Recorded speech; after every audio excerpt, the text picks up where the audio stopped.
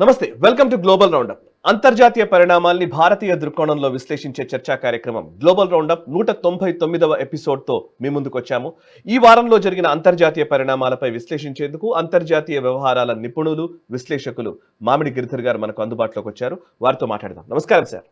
నమస్తే సాయి. నమస్తే సార్. ఈ వారం గ్లోబల్ రౌండప్ లోకి వెళ్లే ముందు గత వారం 198వ ఎపిసోడ్ లో వచ్చిన కొన్ని కామెంట్స్ చూద్దాం.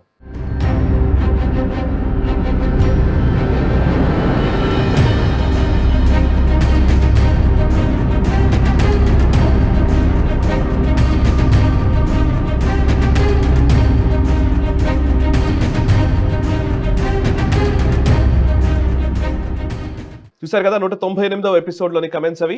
199వ ఎపిసోడ్లోకి వెళ్ళబోతున్నాము. అండ్ అంతకంటే ముందు గ్లోబల్ రౌండప్ ని ఒజస్కా స్పాన్సర్ చేస్తున్నారు. వాళ్ళు ఒజస్కాకి సంబంధించిన అంశాల గురించి నేను పదే పదే చాలా వాటిల్లో చెబుతూ ఉన్నాను. నిజానికి ఒక జాతీయవాద దృక్పథంతో ఉన్నటువంటి వ్యక్తులు ఈ ఒజస్కాని ముందుకు తీసుకొచ్చారు. అండ్ సనాతన వైద్య విజ్ఞానంలోని అనేక అంశాలని తీసుకొని ఆయుర్వేదానికి సంబంధించినటువంటి విషయాల్ని ఈ మోడర్న్ టెక్నాలజీకి జోడించి కొన్ని ఉత్పత్తుల్ని తీసుకురావడం జరిగింది. అవేంటంటే మనకు ఫ్లూ దగ్గర నుంచి లేకపోతే క్యాన్సర్ వరకు ఆల్మోస్ట్ అన్ని అంశాలకు సంబంధించి విశేష పరిశోధనల అనంతరం కొన్ని ప్రోడక్ట్స్ని మీ ముందుకు తీసుకొచ్చారు. ఒజస్కా ఉత్పత్తులని గురించి తెలుసుకోవాలనంటే www.ojaska.com వెబ్సైట్లోకి వెళ్ళి ఆ వివరాలు చూడవచ్చు. అండ్ ఈ వీడియో డిస్క్రిప్షన్లో కూడా నేను వారి లింక్ని నేను పెడుతూ ఉన్నాను. సో ఒజస్కాకి సంబంధించిన విషయాలు తెలుసుకునే ప్రయత్నం చేయండి. అట్ ది సేమ్ టైం మీరు కూడా ఏదైనా ఆరోగ్యపరమైన సమస్యలు ఉంటే వాటి నుంచి ఉపశమనం పొందగలిగే అవకాశం ఉంటే గనక మీరు డెఫినెట్గా దాన్ని యూజ్ చేయవలసిందిగా కోరుతున్నాను. ఇక ఈ వారం గ్లోబల్ రౌండప్లోకి వెళదాము. గ్లోబల్ రౌండప్లో మనకు ఫస్ట్ అంశం గిరిధర్ గారు, యాక్చువల్లీ ఆపరేషన్ సింధూర్ తర్వాత ఓవైపు కాంగ్రెస్ పార్టీ లేదా రాహుల్ గాంధీ, స్పెసిఫిక్ గా చెప్పాలంటే రాహుల్ గాంధీ అండ్ ఆయన ఎకో సిస్టమ్ విపరీతంగా భారత ప్రభుత్వాన్ని విమర్శిస్తూ అనేక వ్యాఖ్యానాలు చేస్తూ ఉన్నారు. ఈవెన్ జయశంకర్ గారిని విమర్శిస్తూ మాట్లాడుతూ ఉన్నారు. కానీ భారత ప్రభుత్వం తరపున డెలిగేషన్ లో వెళ్ళినటువంటి ఎంపీలు ఎవరైతే ఉన్నారో వాళ్ళందరూ కూడా భారత వాణిని ఒక సమిష్టిగా, ఒక ఇంటిగ్రిటీని ఖచ్చితంగా అందరూ దేశాల్లో చెప్తున్నట్టుగా కనబడుతోంది. అందులో నిజానికి అసదుద్దీన్ ఓవైసీ, ఎవరు ఎక్స్పెక్ట్ చేయనటువంటి వ్యక్తులు, ప్రభుత్వాన్ని పదే పదే విమర్శించే వ్యక్తులు, బీజేపీని వ్యతిరేకిస్తూ అనేక సార్లు అనేక రకాలుగా ఆరోపణలు చేసేటువంటి వ్యక్తులు కూడా భారత్ అనే విషయానికి వస్తే యునైటెడ్ గా ఉన్నాం, మేమందరం కూడా ఐకమత్యంతో ఉన్నాము అనే ఒక మెసేజ్ ని చాలా స్పష్టంగా ఇస్తున్నారు. నిజానికి బాధ్యతాయుతంగా వ్యవహరిస్తున్నారని చెప్పాలి. ఈవెన్ అందులో Asaduddin Owaisi Saudi Arabia, Kuwait లో ఆయన చేసిన వ్యాఖ్యలు చాలా ఇంపార్టెంట్ గా కనిపెడుతున్నాయి. సల్మాన్ ఖుర్షీద్ అద్భుతంగా మాట్లాడారు. అండ్ శశి థరూర్ మాట్లాడారు. సుప్రియా సూలే, కనీమొళి, ఇలా అనేక మంది నిజానికి ఎక్స్పెక్ట్ చేయని విధంగా వ్యవహరిస్తున్నారు. వీళ్ళు బాధ్యతాయుతంగా వ్యవహరిస్తున్నారు. సో ఒకసారి వాళ్ళ వ్యాఖ్యలు, ఈ డెలిగేషన్ వెళ్ళిన విధానము, అక్కడి నుంచి వస్తున్నటువంటి రియాక్షన్స్, ఇంటర్నేషనల్ మీడియా ఏం చెప్తోంది, ఒకసారి మీ విశ్లేషణ ద్వారా వినాలన్నది. సాయి, మనకు చూస్తే కనుక గతంలో కూడా వాజ్పేయి గారి హయాంలోను, పివి నరసింహారావు గారి హయాంలోను అపోజిషన్ ని కలుపుకొని వెళ్లేటువంటి ప్రక్రియ మనం చేశాం. మనకు మహాభారతంలో మనకు యుధిష్ఠిరుడు చెప్తారు కదా భీముడికి, మనం పంచాధికం శతం, శత్రువులు వచ్చినప్పుడు మనం 105 మంది, లేకపోతే మనం కొట్టుకునేటప్పుడు మీరు 100 మంది, మేము 5 మంది అన్నటువంటి ఒక నినాదం మనకు ఉండాలి అని చెప్పి ఆయన చెప్పారు.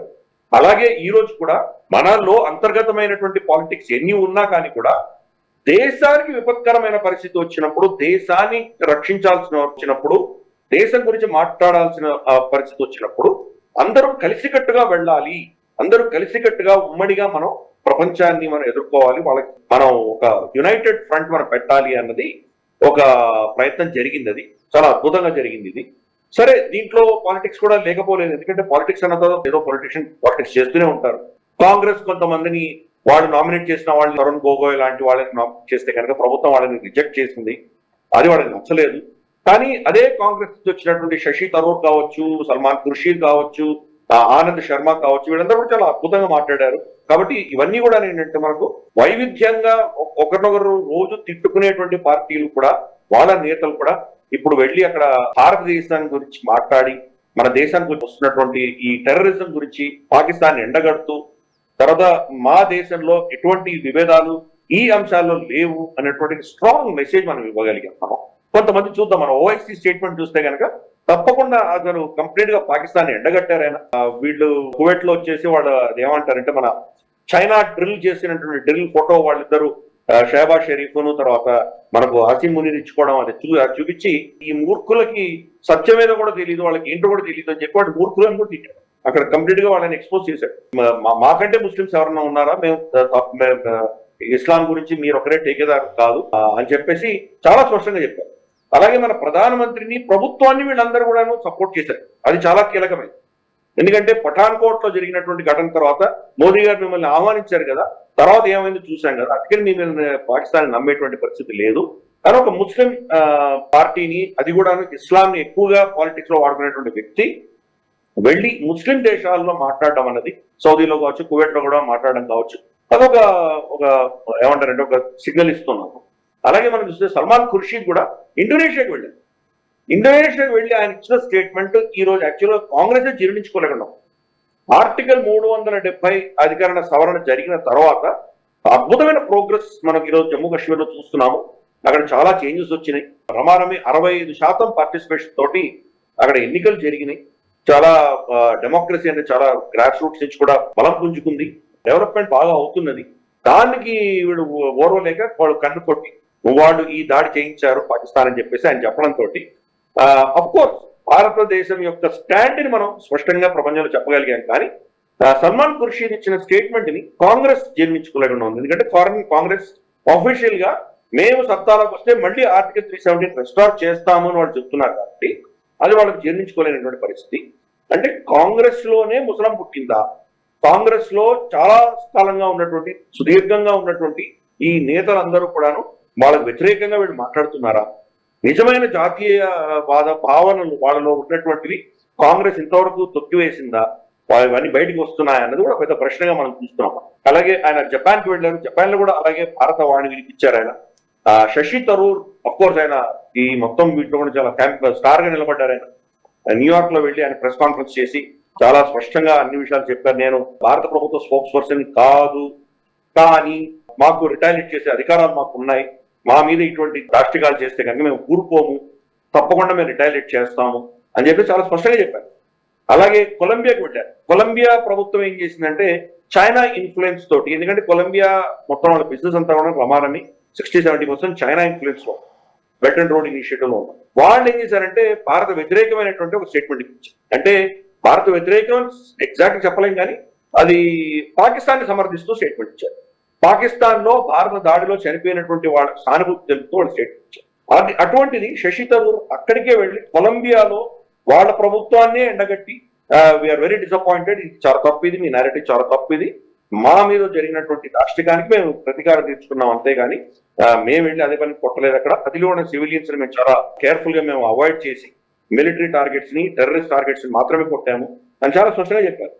అంటే ఎవరు మనల్ని అపోజ్ చేస్తున్నారో అక్కడికి కూడా వెళ్ళి మన వాణి వినిపించడం అనేది చాలా పెద్ద విషయం. ఇంకా సరే కనిమొళి చూసాం మనము. కనిమొళి మనకు తెలుసు డిఎంకే ఒక విధమైనటువంటి సాఫ్ట్ సపరేటిజం వాళ్ళలో ఉంటుంది. మా ఉత్తరాదితో సంబంధం లేదు, మేము వేరే దేశము ఈలం పెట్టుకుంటాము, ఇటువంటి వాణి వాళ్ళ దగ్గర చెప్పుడు చాలాసార్లు వింటాం. అటువంటిది ఆవిడ కూడా వెళ్ళి చాలా స్పష్టంగా భారత ప్రభుత్వం ఒక స్టాండ్ ని బలపరిచింది.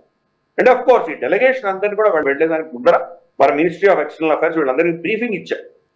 ఎటువంటి అంశాలు తీసుకురావాలి, వాళ్ళు ప్రశ్నలు వేస్తే కనుక ఎటువంటి అంశాలు సమాధానం ఎలా ఇవ్వాలి, ఇవన్నీ కూడా వాళ్ళకి బ్రీఫింగ్ ఇచ్చారు. కాబట్టి ఆవిడ కూడా చాలా క్లియర్ కట్ గా భారతదేశం ఇప్పుడు స్టేట్ నాన్ స్టేట్ యాక్టర్స్ మధ్యలో తేడా చూడబోదు, మా మీద దాడి జరిగితే కనుక అది నాన్ స్టేట్ యాక్టర్స్ అని మీరు చేయి దులుపుకోలేరు అన్నది భారత ప్రభుత్వం స్టాండ్ ని ఆవిడ గ్రీస్ లో బలపరిచింది.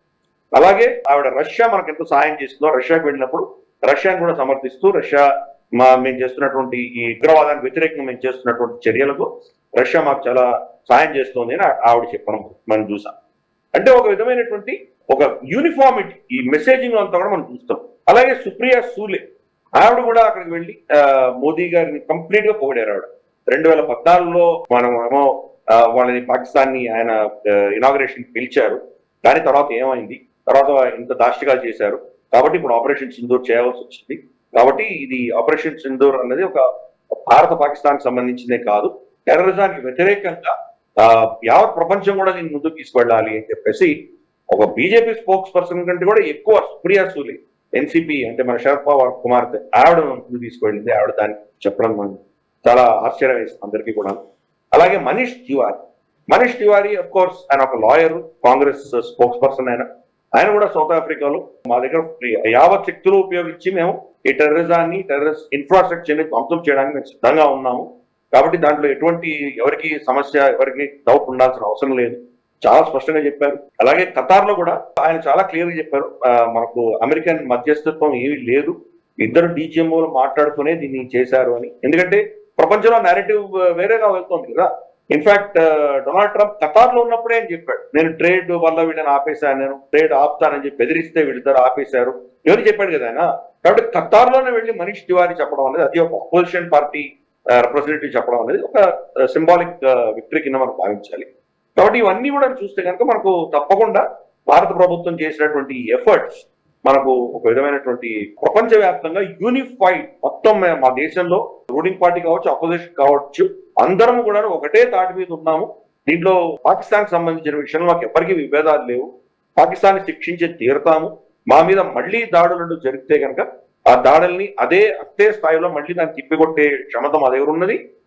దాన్ని స్టేట్, నాన్ స్టేట్ యాక్టర్స్ చూడకుండా మేము కొడతాము అని చెప్పేసి ఈవెన్ మన అపోజిషన్ పార్టీలు అందరూ కూడా చెప్పడం అనేది చాలా అద్భుతమైనటువంటి ఒక మెసేజ్ మనం పంపించాం.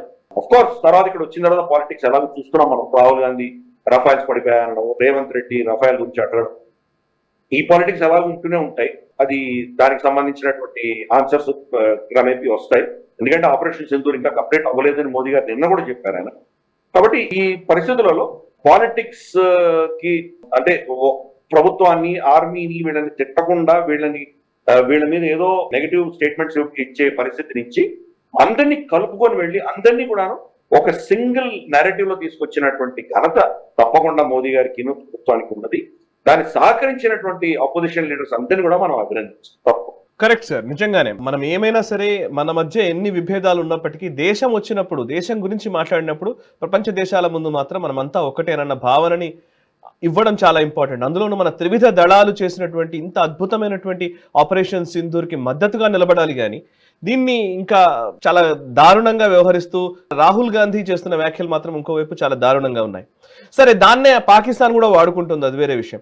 సో ఇప్పుడు పాకిస్తాన్ కి సంబంధించి మనమేమో ఒక డైరెక్టివ్ బిల్డ్ చేసే ప్రయత్నం చేస్తున్నాము, అటువైపు కూడా వాళ్ళు కూడా పాకిస్తాన్ కి సంబంధించి షహబాజ్ షరీఫ్ కావచ్చు, అసీం మునీర్ కావచ్చు, ఇద్దరు కూడా టర్కీ, ఇరాన్, అజర్బైజాన్, తజికిస్తాన్ లో పర్యటిస్తూ ఉన్నారు. వాళ్ళు ఈ ముఖ్యంగా టర్కీ, అజర్బైజాన్ తో ఒప్పందం కూడా ఏదో చేసుకున్నారు. అండ్ సరే, ఇంకొక వైపు ఏమో మనల్ని అగ్రెసర్ అని పాకిస్తాన్ పోర్ట్రై చేసే ప్రయత్నం చేస్తుంది. ఒకవైపు వాళ్ళ ప్రెస్ మీట్లో వాళ్ళు మాట్లాడిన దాంట్లో అయితే 9th and 10th ఆ రోజు నైట్ ఆపరేషన్ సింధూర్, ఆ సమయంలో ఈవెన్ బ్రహ్మోస్ తో అటాక్ చేశారు, మా ఎయిర్ బేసెస్ మీద అటాక్ చేశారు అనే విషయాన్ని కూడా, వాళ్ళు ఎయిర్పోర్ట్స్ మీద అటాక్ చేశారు అన్న విషయాన్ని పబ్లిక్ గానే పాకిస్తాన్ ఒప్పుకుంది. అండ్ ఇండియాని అగ్రెసర్ అని చిత్రీకరించే ప్రయత్నం చేస్తోంది. ఇంకొక వైపు ఏంటంటే పాకిస్తాన్ నుంచే సీజ్ ఫైర్ అప్పీల్ వచ్చింది మనకి, నిజానికి కాల్పుల విరమణ ప్రకటించాలని చెప్పేసి వచ్చింది అని మన డీజీఎంఓ చాలా స్పష్టంగా చెప్పారు. అండ్ ఈవెన్ మోదీ గారు కూడా మొన్న దాన్ని కోట్ చేశారు.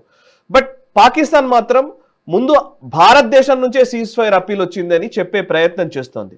సో ఈ నేరేటివ్స్ ని స్పింగ్ చేసే ప్రయత్నం పాకిస్తాన్ చేస్తోంది కదా. దీన్ని నిజంగా ప్రపంచ దేశాలు ఏమైనా పరిగణలోకి తీసుకుంటున్నాయా, వింటున్నారా, వినేవాళ్ళు ఉన్నారా, మన డెలిగేషన్కి వస్తున్న రెస్పాన్స్ ఎలా ఉంది, అండ్ దానికి పాకిస్తాన్ నుంచి వస్తున్నటువంటి వాటిని ఎట్లా అర్థం చేసుకోవాలి?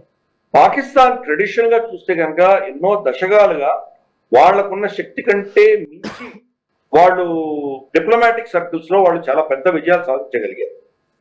ఇప్పుడు కూడా మనం చూస్తే కనుక వాళ్ళు తిన్న చావు దెబ్బకి కంపేర్ చేసి చూస్తే డిప్లొమాటిక్ గా వాళ్ళు కొంత సక్సెస్ వాళ్ళకు కూడా వచ్చిందని మనం ఒప్పుకోవాలి. ఫర్ ఇన్స్టెన్స్ వాళ్ళకు ఇప్పుడు అజర్బైజాన్, టర్కీ ఇద్దరు వాళ్ళ పక్షాన్ని నిలబడ్డారు. 3 అమెరికాలో కూడా నేరేటివ్ డొనాల్డ్ ట్రంప్ అడ్మినిస్ట్రేషన్ కూడా చూస్తే కనుక ఆ క్రిప్టో కరెన్సీల ఇన్వెస్ట్మెంట్స్ ఆయన కుటుంబం ఏదైతే పెట్టిందో దాని తర్వాత క్రమేపీ పాకిస్తాన్ యొక్క వాణి అక్కడ కూడా మనం వినిపించడం అనేది చూస్తున్నాం. సరే, చైనా ఎలాగో ఉంది, ప్రపంచవ్యాప్తంగా చైనా వాళ్ళ ఇన్ఫ్లుయెన్స్ వాడి పాకిస్తాన్ నెరేటివ్ తీసుకెళ్లే ప్రయత్నం వాళ్ళు చేస్తున్నారు. మీడియాలను కొనుక్కుంటున్నారు. మీడియాలో అంతా కూడా రిపోర్ట్స్ పాకిస్తాన్ స్టేట్మెంట్ల ఆధారంగా ఇంకా ఎటువంటి ఆధారాలు చూపించకుండా శాటిలైట్ ఇమేజెస్ లేకపోతే ఫోటోస్, ఏ ఇమేజెస్, ఏ ఆధారాలు చూపించకుండా పాకిస్తాన్ నెరేటివ్ ముందుకు తీసుకెళ్లే ప్రయత్నాలు వాళ్ళు కూడా చేస్తున్నారు. వీటిల్లో కూడా మనకు ముఖ్యంగా కీలకంగా మనకు కనిపిస్తున్నది టర్కీ, అజర్బైజాన్. ఈ రెండు మాత్రం కంప్లీట్ గా పాకిస్తాన్ వాణినే వినిపించేటువంటి పరిస్థితులు చూస్తాం. వీళ్ళు ఇరాన్ కి వెళ్ళినప్పుడు ఇరాన్ లో ఆయన ఒక ప్రపోజల్ చేశాడు ఆయన షహబాజ్ షరీఫ్.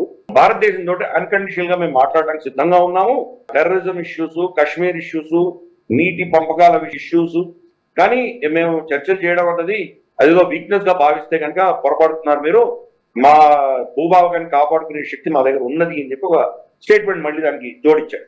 కానీ భారతదేశం స్టాండ్ చాలా క్లియర్ గా ఉన్నది. ఇప్పుడు నీళ్ల గురించి చర్చిస్తామని చెప్పి షహబాజ్ షరీఫ్ చెప్తున్నారు, కానీ భారతదేశం నీళ్ల గురించి చెప్తామని లేదే. రెండే చెప్పాం మనం, ఉగ్రవాదము తర్వాత మీ అధీనంలో ఉన్నటువంటి భూభాగాన్ని మాకు ఎప్పుడు హ్యాండ్ ఓవర్ చేస్తాం. ఈ రెండే విషయాల మీద మాట్లాడతాం, సత్యం ఇంకేం మాట్లాడమని చాలా స్పష్టంగా చెప్పాం. మన స్పోక్స్ పర్సన్ కూడా దాని తర్వాత ఇరాన్ పర్యటన తర్వాత మన స్పోక్స్ పర్సన్ అడిగితే వీక్లీ బ్రీఫింగ్ లో ఆయన కూడా అదే చెప్పారు. కాబట్టి ఈ రెండు తప్ప ఇంకా వాళ్ళతో మాట్లాడడానికి ఏమీ లేదు, చాలా స్పష్టంగా చెప్పాం. అలాగే మోదీ గారు మళ్ళీ రీట్రేట్ చేశారు. ఆయన రాజ్నాథ్ సింగ్ గారు ఫార్వర్డ్ బేస్ అంతా కూడా బికనేర్, భుజ్ ఇవన్నీ కూడా తిరుగుతూ వాళ్ళిద్దరు కూడా చెప్పే కన్సిస్టెంట్ గా చెప్తున్నాము, టెర్రరిజం ఉన్నంత వరకు మాటలు ఉండవు, చర్చలు ఉండవు, టెర్రరిజం ఉన్నంత వరకు వ్యాపారం ఉండదు, మనకు రక్తము నీళ్లు ఒకటేసారి ప్రవహించవు. కాబట్టి ఈ మూడు స్టాండ్ అనేది చాలా క్లియర్ గా భారతదేశం ఒకటి దగ్గర చెప్తుంది. సరే, పాకిస్తాన్ ఆ ప్రయత్నం చేసింది. ఇరాన్ నుంచి స్పందన మాత్రం పాకిస్తాన్ అనుకున్న మేరకు రాలేదు. కాల్పుల విరమణ జరిగింది, మేము సంతోషిస్తున్నాము, కానీ ఈ సమస్యలన్నీ కూడాను చర్చల ద్వారా సమస్యలు పరిష్కరించుకోండి అని చెప్పి వదిలేసి, ఎక్కడ కూడాను భారతదేశం తప్పు చేసిందనో, లేకపోతే పాకిస్తాన్ నష్టపోయిందనో, లేదా పాకిస్తాన్ కి మేము సానుభూతి తెలుపుతున్నామనో ఇటువంటి స్టేట్మెంట్స్ ఏవి కూడాను టర్కీ, అజర్బైజాన్ ఇచ్చినలాగా ఇరాన్ నుంచి స్టేట్మెంట్ రాలేదు. ఎందుకంటే ఇరాన్ కి భారతదేశం చాలా కీలకమైన పాత్ర. రేపటి రోజు చైనాని, అమెరికాని కౌంటర్ బ్యాలెన్స్ చేయాలంటే కనుక భారతదేశం చాలా కీలకం. కాబట్టి భారతదేశం యొక్క రిలేషన్షిప్ అనేది చాలా కేర్ఫుల్ గా వాళ్ళు మేనేజ్ చేస్తారు. ఇన్ఫాక్ట్ యుద్ధం జరుగుతున్నప్పుడు, ఈ ఆపరేషన్ జరుగుతున్నప్పుడే వాళ్ళ మినిస్టర్, మనకు వాళ్ళ డెప్యూటీ ఫారెన్ మినిస్టర్ వచ్చేసి భారతదేశము, పాకిస్తాన్ రెండు పర్యటించారు. కాబట్టి వాళ్ళ ఇంట్రెస్ట్ భారతదేశంలో చాలా డీప్ గా ఉన్నాయి. కాబట్టి పాకిస్తాన్ తోటి కనుక వాళ్ళు ఇటువంటి సానుభూతి తెలిపితే కనుక భారతదేశం దూరం అయ్యేటువంటి ప్రమాదం. ఆల్రెడీ ఇరాన్ చూసింది, టర్కీను, అజర్బైజాన్ ఓపెన్ గా పాకిస్తాన్ సపోర్ట్ చేసినందుకు భారతదేశంలో ఎటువంటి పుష్ బ్యాక్ వచ్చింది, ఎటువంటి వాళ్ళని బ్లాక్ లిస్ట్ చేయడము, సెలిబీ లాంటివి తీసేయడం, అలాగే టూరిజం అన్ని క్యాన్సిలేషన్స్ అవ్వడం, ఇవన్నీ చూశారు. అందుకని వాళ్ళు ఇరాన్ అటువంటి పరిస్థితి రాకుండా కేర్ఫుల్ గా వాళ్ళు డీల్ చేస్తున్నారు భారతదేశం విషయం. కాబట్టి వాళ్ళకి మిగిలింది, ఇవాళ చూస్తే ముగ్గురు మిత్రులు మిగిలారు. అఫ్ కోర్స్ కొంత కోవర్ట్ గా అమెరికా నుంచి కూడా వాళ్ళకి సమర్థన వస్తుంది, మనకు స్పష్టంగా కనిపిస్తుంది.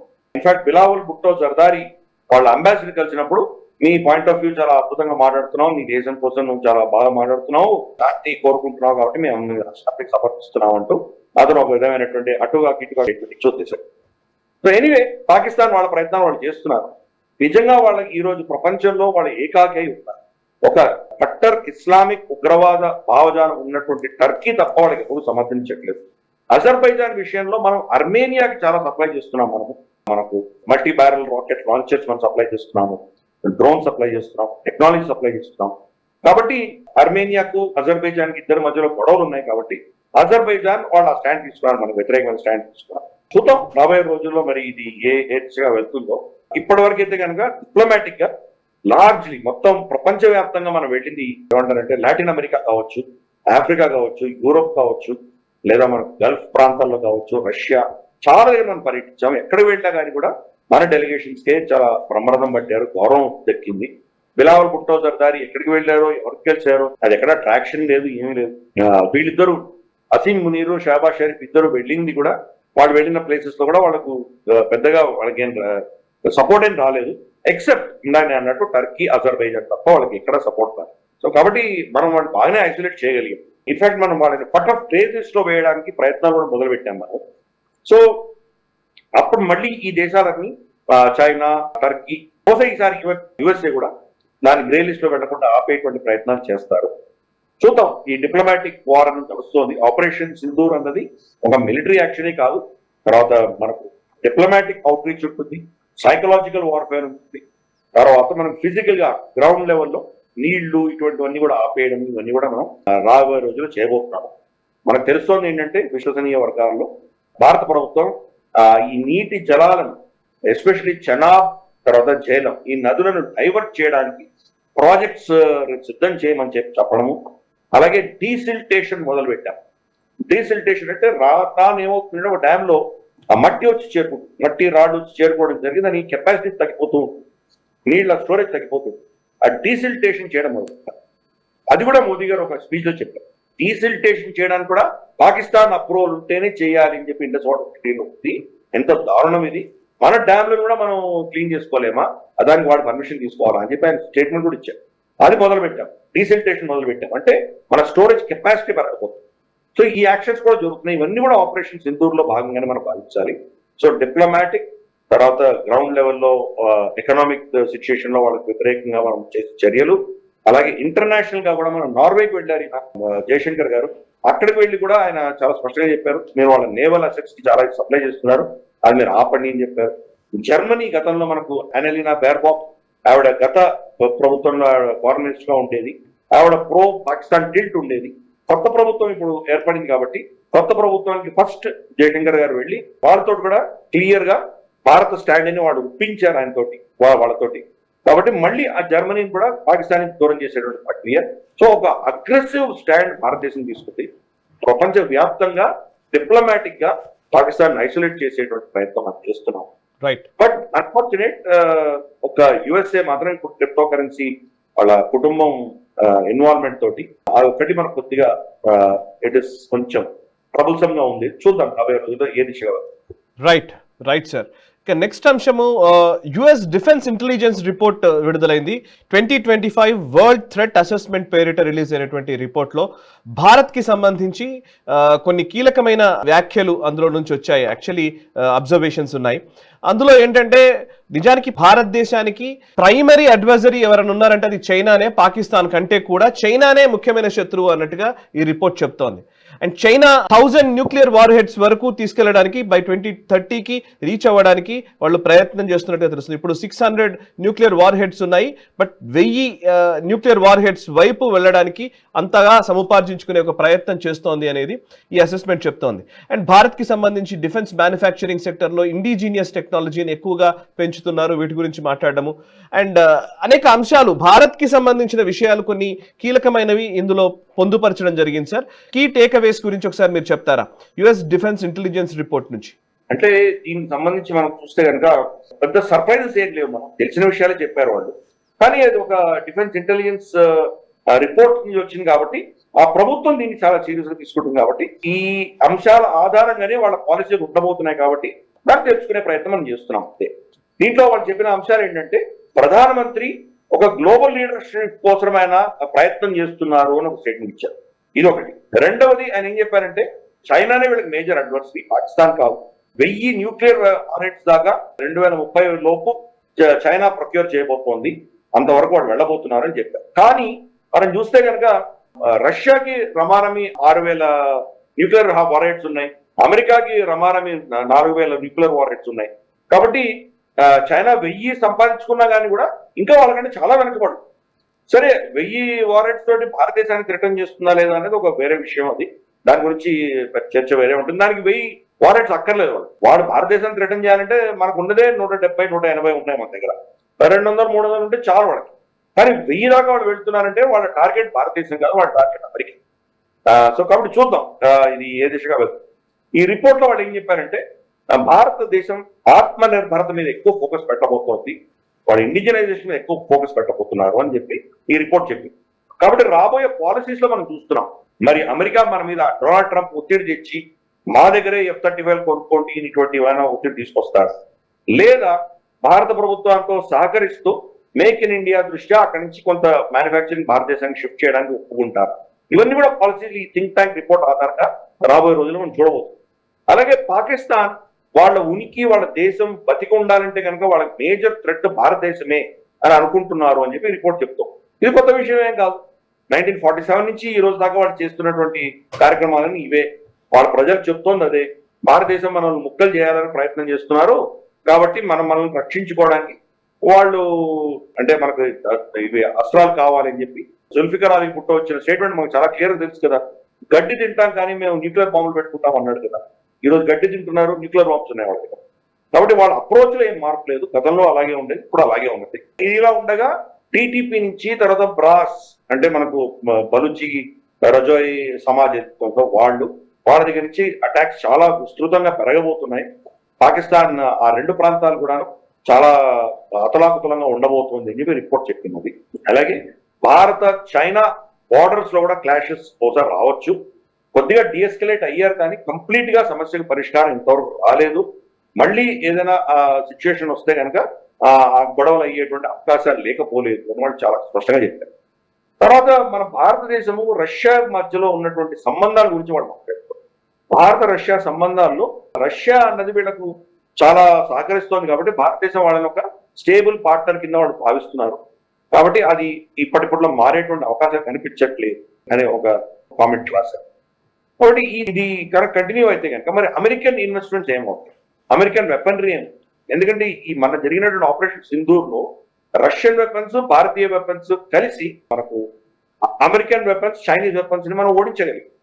కాబట్టి మరి దానిని కౌంటర్ చేయడానికి మన దగ్గర ఉన్నటువంటి ఎక్విప్మెంట్ ని క్రమేపీ రష్యా నుంచి దూరం చేయడానికి వాళ్ళ పాలసీలు ఏమైనా మారతాయా చూడాలి.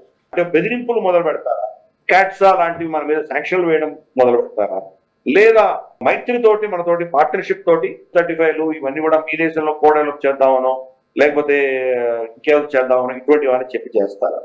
ఎందుకంటే భారతదేశానికి ఈరోజు మేజర్ మనకు అమెరికాతో సెట్ బ్యాక్ ఎక్కడ వచ్చిందంటే మనకు F404 తర్వాత 414 ఇంజిన్స్ ఏవైతే మనకు తేజస్ LCA తేజస్ కినో తర్వాత మనకు ఆన్కాకి కావాల్సినటువంటి సప్లైస్ అక్కడి నుంచి రావట్లేదు.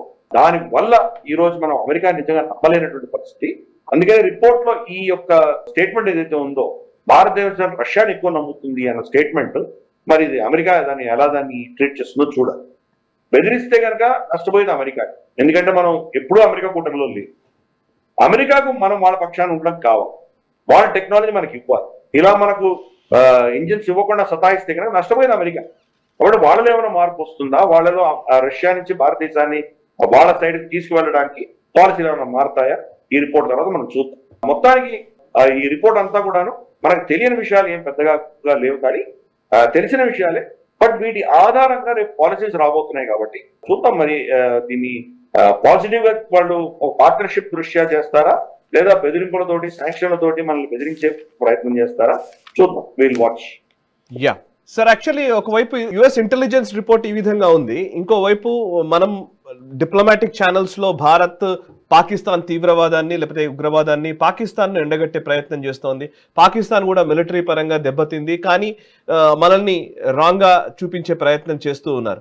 ఇదంతా ఒకవైపు అయితే ఇంకోవైపు అసలు ఇందులో ఎక్కడైతే ఉగ్రవాద స్థావరాలపై మనం చాలా ప్రిసైజ్డ్ అటాక్స్ చేశామో అందులో దెబ్బతిన్న ఉగ్రవాదులు ఇప్పుడు ప్రతిజ్ఞలు చేస్తూ ఉన్నారు, భారత్ పైన ప్రతీకార దాడులకు దిగుతామని చెబుతూ ఉన్నారు. ఆ ప్రతీకార దాడులకు సంబంధించినటువంటి అంశాల గురించి మెదీనా వాళ్ళ మ్యాగజైన్ లో ఒక కథనం కూడా వచ్చింది.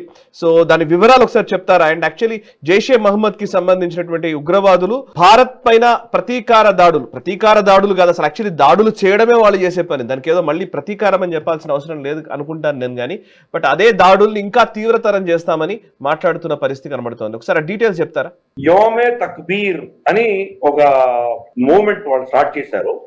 దీంట్లో వాళ్ళు ఆల్మోస్ట్ గుజరన్వాలా, కసూర్ తర్వాత చాలా ప్రాంతాల్లో వాళ్ళ బోత్ ఎల్ఈటి తర్వాత మనకు జైషే మహమ్మద్ ఈ రెండు సంస్థలకు సంబంధించినటువంటి వ్యక్తులు భారత వ్యతిరేకమైన నినాదాలు చేయడము, కశ్మీర్ బనేగా పాకిస్తాన్, జమ్మూ బనేగా పాకిస్తాన్, పంజాబ్ బనేగా ఖలిస్తాన్ ఇటువంటి స్టేట్మెంట్స్ ఇవ్వడము, గజ్వాయ్ హింద్ చేయాలి, సబ్సే అచ్చా జిహాద్ గజ్వాయ్ హింద్ హే ఇటువంటివన్నీ చెప్పడం, పాకిస్తాన్ పుట్టిందే భారతదేశాన్ని మొత్తం విలీనం చేసుకోవడానికి చెప్పడం. ఈవెన్ టీటీపీలో కూడా ఈ మత ఛాందసం ఉన్నటువంటి వాళ్ళు కూడా ఈరోజు ఆఫ్ఘనిస్తాన్ తిట్టడము, ఎందుకంటే ఆఫ్ఘన్లు పోయి వేరే దేశాల్లో జిహాద్ చేయొద్దని చెప్పారు. కాబట్టి ఎందుకు చేయకూడదు, గతంలో మీకు అవసరం ఉన్నప్పుడు మమ్మల్ని అందరినీ జిహాద్ చేయమని అడిగారు మీరు, ఇప్పుడు ఎందుకు చేయట్లేదు అనడం. సో ఈ యొక్క మత ఛాందసత్వం అన్నది ఇప్పుడు సడన్ గా విస్తృతంగా ఆ దేశంలో చూస్తున్నాం. మరి దాన్ని మళ్ళీ ఇంకొక నెక్స్ట్ వేవ్ మన మీద అటాక్స్ మొదలు పెట్టడానికి నాద్యా, లేకపోతే మరి ఇది వాళ్ళ కంట్రోల్ దాటిపోయిందా? ఎందుకంటే ఐఎస్ఐ ఆర్డర్ లేని వాళ్ళంతా చేయలేనటువంటి పరిస్థితి ఐఎస్ఐ చేయిస్తోంది కాబట్టి మరి నెక్స్ట్ స్టెప్స్ ఏముండబోతున్నాయో మనం చూడాలి. ఫర్ ఇన్స్టెన్స్ మనం చూస్తే కనుక అబ్దుల్ రౌఫ్ అస్గర్, ఇతను మసూద్ అజర్ యొక్క తమ్ముడు, ఏమంటాడంటే మేము ఎప్పుడు అమాయకులను ఎప్పుడు టార్గెట్ చేయలేదు, మీ అంటే పట్టణాల్లో ఎప్పుడు టార్గెట్ చేయలేదు, మేము ఒక సైన్యాన్ని మాత్రమే టార్గెట్ చేశాము, కానీ ఇప్పుడు వచ్చి మీరు మా వ్యక్తులని చంపారు కాబట్టి మీ వీధిలో రక్తం ప్రవహించే దిశగా మేము ఇప్పుడు యాక్షన్స్ చేయబోతున్నాము అని అతను వార్నింగ్ ఇచ్చాడు. అలాగే మనం చూస్తే తలా అల్ సైఫ్ అల్వి, ఇతను కూడా మనకు మసూద్ అజర్ తమ్ముడే. అతను కూడా మనం చాలా క్లియర్ గా ఫుల్ బ్లోన్ జిహాద్ మేము నడపోతున్నాము, భారతదేశం వ్యతిరేకంగా పెద్ద జిహాద్ చేయబోతున్నాము అని చెప్పి అతను కూడా స్టేట్మెంట్ ఇచ్చాడు. తలహా ఇచ్చిన స్టేట్మెంట్ ప్రకారం ఏంటంటే, హంజా జమీల్ లాంటి వ్యక్తులు చనిపోవడం అనేది మేము జీర్ణించుకోలేకుండా ఉన్నాము. చనిపోయిన ప్రతి షహీద్ కి మేము శ్రద్ధాంజలి ఘటించాలంటే కనుక ఒకరికి 10 మంది హిందువులను చంపి తీరుతాం, మేము చంపితేనే వాళ్ళకు శ్రద్ధాంజలి ఘటించినట్టు అవుతుంది అని చెప్పేసి స్టేట్మెంట్లు ఇవ్వడము. ఇవన్నీ కూడా ఏంటంటే వీధులలో ఈ జులూసులు చేయడానికి పర్మిషన్ ఐఎస్ఐ ఇస్తాం అంటే వాళ్ళలో ఎంత ఈ యొక్క ఫ్యాక్టరీ ఎంత డీపో ఉందో మనం అర్థం చేసుకోవచ్చు. సో భారతదేశం దీన్ని ఎక్స్పోజ్ చేస్తాం. ఇప్పుడు ఇవన్నీ డాసియర్ పెట్టి మళ్ళీ మనం ప్లేలిస్ట్ లోకి వెళ్ళబోతున్నాం, పెట్టమని చెప్పి అడగబోతున్నాం. అలాగే లష్కరే తోయబాకి సంబంధించినటువంటి United Nations designated terrorist Muzammil Hazami అన్నట్టు అతను యోమే తక్బీర్ కాన్ఫరెన్స్ గుజరాత్ వాలాలో పార్టిసిపేట్ చేశారు. అంటే ఇంత విచ్చలవిడిగా యునైటెడ్ నేషన్స్ డెసిగ్నేటెడ్ టెర్రరిస్ట్ ఎలా తిరుగుతున్నారు. ఇవన్నీ కూడాను అక్కడ మనం కంప్లీట్ గా మనం ఇవన్నీ కూడా ఫుటేజ్ తీసుకొని అవన్నీ కూడా మనం ఎక్స్పోజ్ చేయము. కానీ బట్ బేసిక్ గా మనం అర్థం చేసుకోవాల్సింది ఏంటంటే, ఇది ఒక విధమైనటువంటి వాళ్ళ దేశంలో మేము చాలా గెలిచాము, లేదా మాకు జరిగిన చిన్న చిన్న నష్టాలు ఏమున్నాయి, దీనికి ప్రతీకారం తీర్చుకుంటాము అని అక్కడ డీప్ స్టేట్ ఆర్మీ కావచ్చు, ప్రభుత్వము, ఇవంతా కూడాను వాళ్ళ లాసెస్ ని ప్రజల దృష్టిని మళ్లించడానికి ఇటువంటివన్నీ మొదలెట్టాయి. మళ్ళీ ఒక మతతత్వమైనటువంటి స్ట్రీమ్ భావజాలాన్ని మళ్ళీ అక్కడ ముందు తీసుకొచ్చే ప్రయత్నాలు చేస్తున్నారు. అలాగే మనకు terrorist Pahalgam terrorist master mind అని మనం ఏదైతే ఎవరినైతే అంటున్నామో, సైఫుల్లా కసూరి అన్న అతను అంటాడు నాకేం సంబంధం లేదు అంటున్నాడు. పంజాబ్ అసెంబ్లీ స్పీకర్ తోటి అతను కూర్చొని పార్టిసిపేట్ చేశాడు ప్రోగ్రామ్. అంటే మనకు మిలిటరీ టెర్రరిస్ట్ చనిపోతే జనాజా చదవడానికి వెనకాల నిలబడతారు. మనకు సంబంధించినటువంటి పొలిటీషియన్స్ ఈ టెర్రరిస్ట్ ని స్టేజ్ మీద పిలుస్తారు. అలాగే టెర్రరిస్ట్ కి ఫ్రీ హ్యాండ్ ఇచ్చి వీళ్ళు దేశవ్యాప్తంగా ర్యాలీలు, కాన్ఫరెన్స్లు చేయడానికి, వీళ్ళకి జులూసులు చేయడానికి వీళ్ళకి పర్మిషన్ ఇస్తున్నారు. అంటే పాకిస్తాన్ ఎట్టి పరిస్థితిలో ఉందో మనం చూస్తున్నాం. కాబట్టి మళ్ళీ అటువంటిది ఏమైనా ప్రాక్సీలను వాడుకొని భారతదేశంలో ఏమైనా చేసేటువంటి ప్రయత్నం చేస్తారా, ఇవన్నీ కూడా చూద్దాం రాబోయే రోజుల్లో. ఏ స్థాయికి వెళ్తుందో మనం. ఓకే సార్, ఒకసారి బంగ్లాదేశ్ వార్తల్లోకి వెళ్తాం సార్. బంగ్లాదేశ్ లో ఈ సంవత్సరం డిసెంబర్, అంటే చివరిలో డిసెంబర్ నుంచి నెక్స్ట్ ఇయర్ 2026 జూన్ లోపల ఎలక్షన్ ప్రాసెస్ నిర్వహించబోతున్నట్టుగా మొహమ్మద్ యూనస్ ప్రకటించారు. ఇంటరిమ్ చీఫ్ గా ఉన్నటువంటి వ్యక్తి ప్రకటించారు. సో ఆయన ఈవెన్ జపాన్ పర్యటనలో ఉన్నారు. ఇదే టైంలో బిఎన్పి, బంగ్లాదేశ్ నేషనలిస్ట్ పార్టీ ఏదైతే ఉందో ఖలీదా జియా, ఆ పార్టీకి సంబంధించినటువంటి కార్యకర్తలు పెద్ద ర్యాలీ నిర్వహించడము అండ్ ఎర్లీ ఎలక్షన్స్ నిర్వహించాలనే డిమాండ్స్ రావడము మనం చూసాం. సో ఓవైపు పొలిటికల్ ప్రెషర్ వస్తోంది. మొన్న ఆర్మీ చీఫ్ నుంచి కూడా కూ జరిగే అవకాశం ఉందన్న వార్తలు వచ్చాయి. తర్వాత అవేం లేదని చెప్పారు. ఇప్పుడు ఎట్టకేలకు మహమ్మద్ యూనస్ ఈ ఎలక్షన్స్ కి ఒప్పుకున్నట్టుగా మనం భావించారా, లేకపోతే నార్మల్ ప్రాసెస్ లోనే ఇంతకు ముందు కూడా ఇట్లాగే ఇంటరిమ్ చీఫ్ లో ఒక్కోసారి మధ్యలో వచ్చి కొన్ని రోజులు పరిపాలించి తర్వాత ఎలక్షన్స్ నిర్వహించిన దాఖలాలు బంగ్లాదేశ్ చరిత్రలో కనబడుతూనే ఉంటాయి. సో ఇప్పుడు ఈ ఎలక్షన్స్ గురించి ప్రకటనను మీరు ఎట్లా చూస్తారు? అండ్ జపాన్ పర్యటనలో ఉన్నారు యూనస్, దాని గురించి కూడా వివరాలు తెలియజేయండి. చాలా అసందిగ్ధ పరిస్థితుల్లో ఈరోజు బంగ్లాదేశ్ ఉంది. నిజంగా ఎటు వెళ్తుంది అని చెప్పడం చాలా చాలా కష్టం. మహమ్మద్ యూనస్ కి తర్వాత ఆర్మీ చీఫ్ కి మధ్యలో చాలా విభేదాలు. వాళ్ళ క్యాబినెట్ సోకాల్డ్ క్యాబినెట్ అన్నదో అడ్వైజరీ బోర్డ్ అందాం, అడ్వైజరీ బోర్డ్ అందరూ కలిసి మాట్లాడుకుంటున్నప్పుడు మహమ్మద్ యూనస్ రిజైన్ చేయడానికి సిద్ధపడ్డాను అని చెప్పినట్టు మనకు తెలుస్తోంది. కానీ ఇప్పటికైతే కంటిన్యూ అవ్వండి అని చెప్పారు అని మనకు అఫీషియల్ స్పోక్స్ పర్సన్ బయటకు వచ్చిన తర్వాత ఆయన రిజైన్ చేయట్లేదు, కంటిన్యూ అవుతున్నారు అని చెప్పి స్టేట్మెంట్ ఇచ్చారు. దాంట్లో ఆర్మీ చీఫ్ వచ్చేసి 31 డిసెంబర్ లోపల ఎన్నికలు కండక్ట్ చేసి తీరాలి అని చెప్పి ఆయన పట్టుబడుతున్నట్టు, ఈయనేమో జూన్ వరకు దాన్ని పొడిగిస్తానని చెప్పేసి మహమ్మద్ యూనస్ అనుకుంటున్నట్టు అర్థం అవుతుంది. కొన్ని పార్టీలు ఏవైతే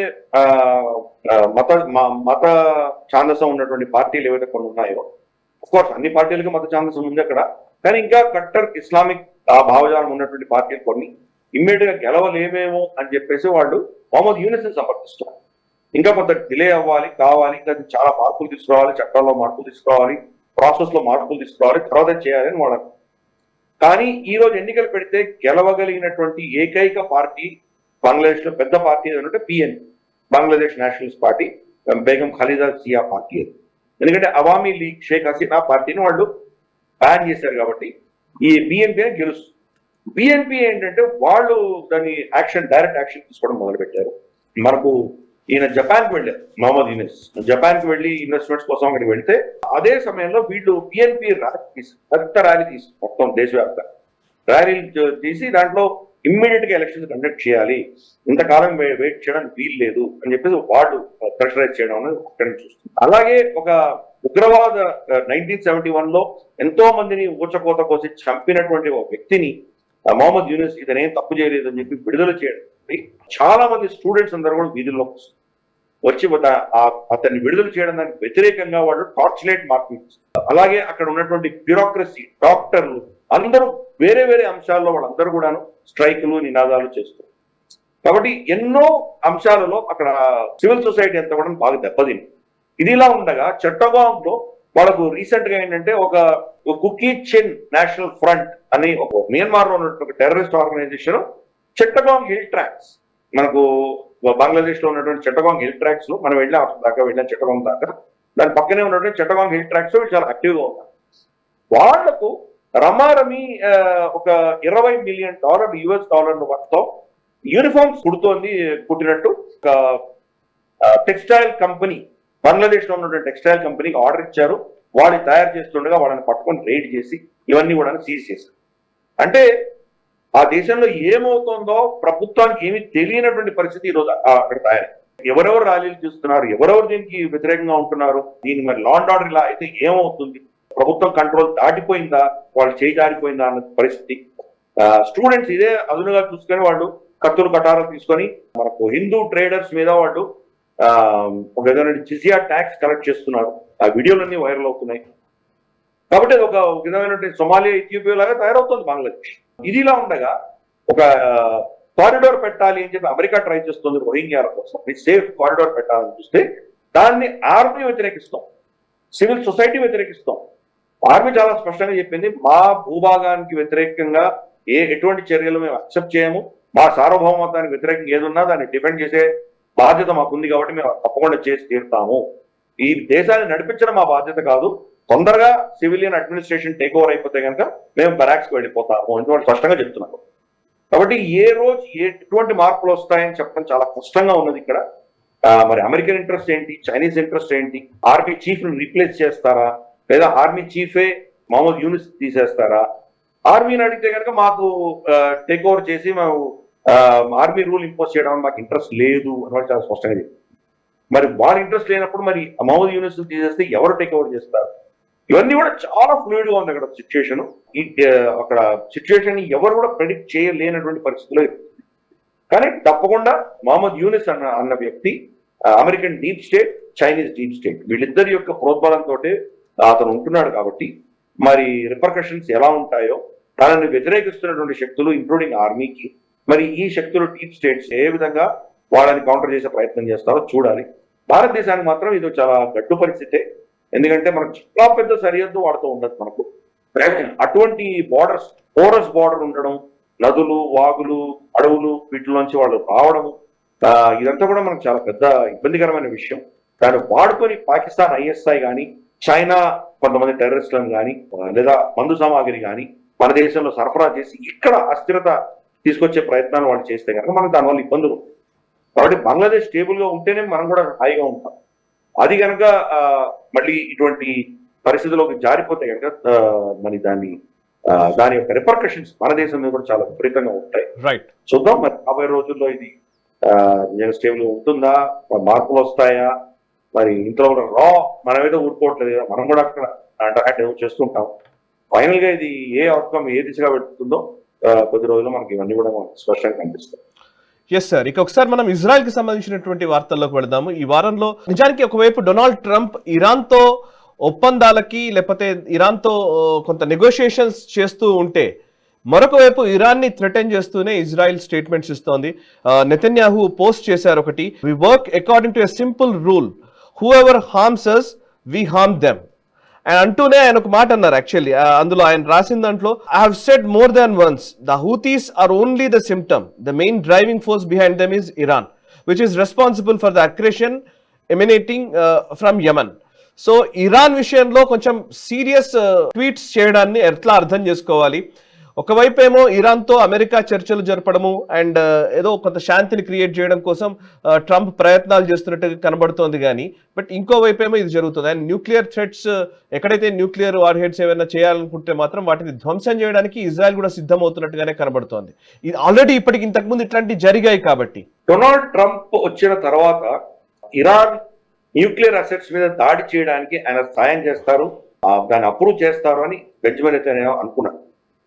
అన్ఫార్చునేట్ గా వీడు మొత్తం స్కెచ్ వేసుకుని ఇరాన్ న్యూక్లియర్ అసెట్స్ అన్ని ధ్వంసం చేయడానికి సిద్ధంగా ఉన్నప్పుడు డొనాల్డ్ ట్రంప్ అడ్డుపడ్డాడు. నేను వాళ్ళతో న్యూక్లియర్ చర్చలు చేస్తున్నాను, ఆల్మోస్ట్ మనకు ఆ చర్చలు ఒప్పందాలు స్థాయికి వచ్చేసాయి అవి, కాబట్టి ఇప్పుడు ఎటువంటి చర్యలు చెయ్యకు అని చెప్పి ఆయన మీద ఒత్తిడి తీసుకొచ్చారు. దాంతో ఆగిపోవాల్సి వచ్చింది. ఇది ఒక విధమైన షాకే ఆయనకు బెంజమిన్ నెతన్యాహు.